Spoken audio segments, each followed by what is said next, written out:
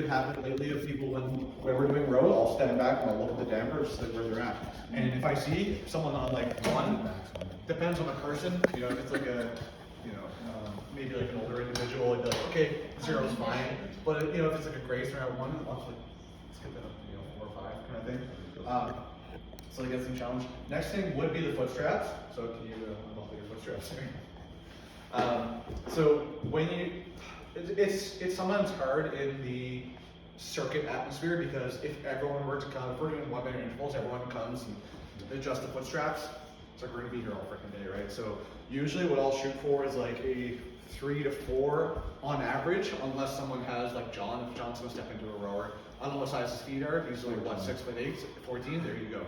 So he's probably gonna have the maximum, but the general guideline is to strap around the thickest part of the shoe, okay? Some people might like to buckle in like really tight so that they feel really connected to the rower. Personally, I like to loosen up just a little bit, so I actually will have a little bit of flexion on my foot when I come back and extend. And that's just for ease of getting in and out. So if it's a short interval, I won't even bother, but if I'm gonna be there for like 4 or 5 minutes, I might suggest strap in, you're gonna be there for a while. There's also a weird technique that I learned from Nova Scotia rowing that they say, like, if you are gonna be there for a while, set your butt on the seat. And they literally said, pull your butt cheeks apart as you're sitting down. So if you're gonna be there for 30 seconds, not a big deal, but if you know like 4 or 5 minutes and your butt starts to hurt, so as you sit down. And honestly, your balls. Yeah, sometimes for me it's a little bit. Guys, I'm videoing this. It's a little bit. This is real talk. They are there. Okay. So take your balls, put them in your lap. So we got the damper setting, we have the foot straps. Next, we are going to start the stroke. So the biggest advice that I always give for people on the stroke, well, usually what I see is just one big pull. So start pulling, just do one big pull at the start. As you see that. And that's not necessarily wrong, there's nothing wrong with that, but I find it highly inefficient because in here is a flywheel, and sometimes to get something going, it's not the best to just do a big pull and try to spin it as fast as you can. Do a couple of small pulls. So what they actually say is to do a quarter, half, 3/4, full pull. So what I'll do is a little, and then a half, and then go into a full stroke. So that way it slowly builds up the bend instead of trying to like pull something dead in the water, right? If you think about rowing a boat, if you're dead in the water, you have to kind of get it moving first before you actually build into it. So just a quarter, a half, a 3/4, and then a full, and you're into it. So the catch, we're going to pull, we're going to take the handle off. Little point of performance, I like to keep my pinkies off the edge. That's what the suggestions were from Nova Scotia rowing. You'll see some people kind of grab the inside of the handle. Generally, I'll coach them to pull it out a little bit. Some people are different though, and then also you have to note that if they're rowing for long periods of time, 4 to 5 minutes or longer, they might try to change up because their hands are uncomfortable and things like that. So if I see them change, I won't really necessarily like, hey, no, you can't do that. But if I see them starting with a really narrow grip, I'll just correct it to be pinkies off and have their ring finger on the edge, or pinkies on the edge at least.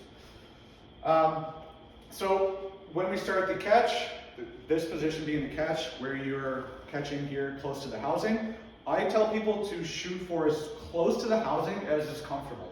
All right, so you want the shins at least vertical, okay, and we're having bent, wide open hips. So sometimes I'll actually think about driving the hips out, depending on the mobility, because if some people don't have the mobility to actually reach with their legs in the way. But this is where I see a lot of people will actually get kind of reduced performance because they actually don't have a deep catch. Their catch will be like right here. There are a couple athletes I've seen with a very short stroke here. So you always want to keep them to go as far in as is comfortable. So we don't want them to like really bend over to reach and, you know, clack the housing, but you want them to be able to go deep so that we can have a nice long pull, okay? So once we catch, we want to make sure that we're maintaining a neutral spine and not reaching over and bending. That's what happens when sometimes when you tell them to reach. And you'll notice that sometimes when you cue athletes that you fix one thing and another thing breaks. So we want to reach, but not reach so far that we're rounding the spine and trying to get as deep as possible, just enough that it's comfortable with the hips and thoracic spine, okay? So next we have the drive. It is really important here to cue driving through the legs, all right? So essentially what we're going to do is drive through the knees, Open up at the hips, slight lean back, and then we're gonna pull. I usually suggest somewhere between the nipples and the belly button, okay? Not super low, you don't want them pulling up to their chin. That's not an issue I've seen too much of. Usually the pull is pretty good. The problem being though is that sometimes you'll see too much lean back, okay? So you don't want that deep of a lean. You want just beyond kind of like a 90-degree here, okay? Just one thing about the weight transfer too. Sure. So when you're beginning your push, the weight starts in your toes and transfers into your heels. Yeah. So make sure that when you cue them to do that, you cue the weight transfer. If not, you'll see them pushing either through your heels the whole time or through their toes the whole time. Starts in the toes, transitions to the heels, so that they can drive and throw her away from that.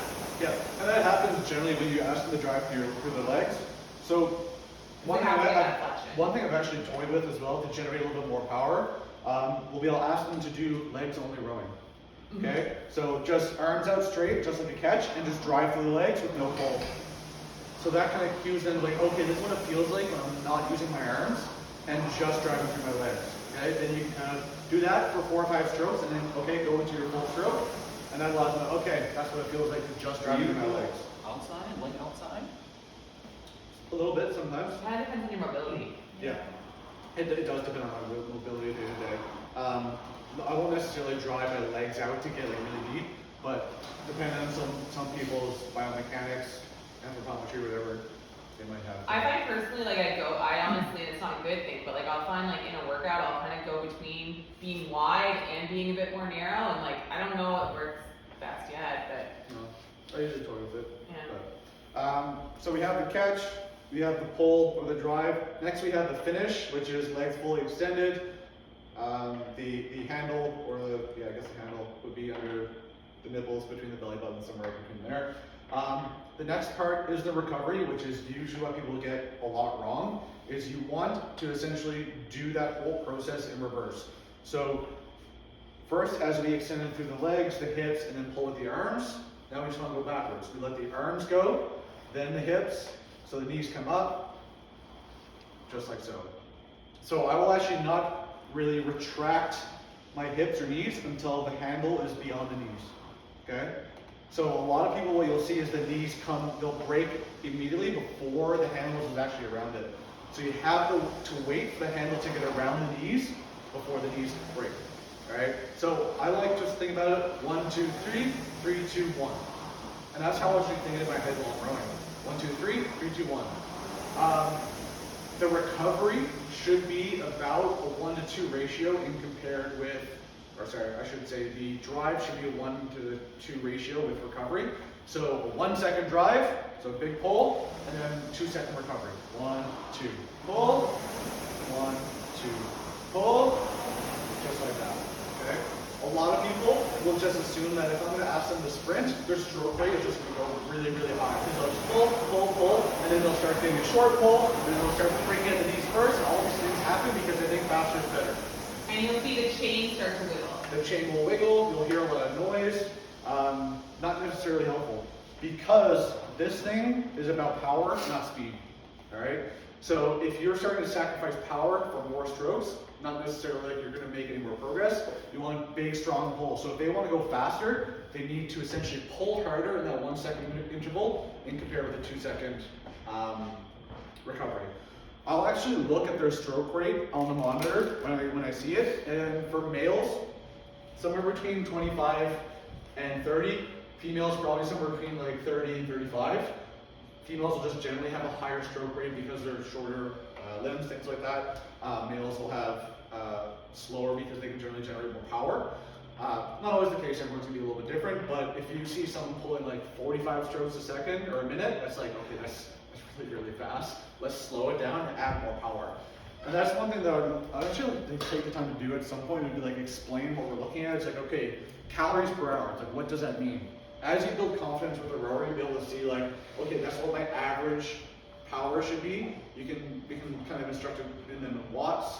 We can look at your 500 meter time as a general rule of thumb. So you can kind of see like how you're doing today based on what it was, change the display, that kind of thing. So The only thing you really want to watch out for is stroke rate getting way too high, because generally, as we push and as we say go, go, go, go, the stroke rate will climb, but the power output will actually go down.